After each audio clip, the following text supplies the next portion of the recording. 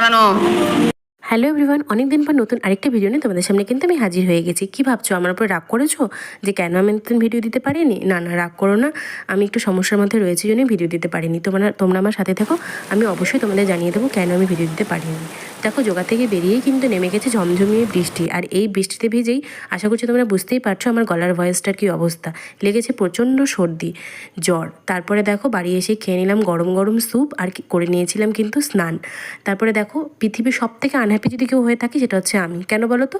কারণ হ্যাঁ, বলেছিলাম না ভিডিও দিতে পারিনি, কারণটা হচ্ছে আমার চলছে এক্সাম। তো সেপ্টেম্বরে 29 তারিখে আমার পরীক্ষাটা শেষ হবে, তারপরে ব্যাস আমার শান্তি। তোমরা যদি কেউ জানতে ইচ্ছুক হও যে আমি কী সাবজেক্টের পরীক্ষা দিচ্ছি বা কী করছি, আমি অবশ্যই কমেন্ট সেকশনে জানিয়ে দেবো। তারপরে দেখো, সিম্পল লাঞ্চ ছিল, ডাল, বেগুন ভাজা, পটল ভাজা আর মিষ্টি কুমড়ো ভাজা। তো আজকের মতন এটুকুই ভিডিও তোমাদের সাথে শেয়ার করছি।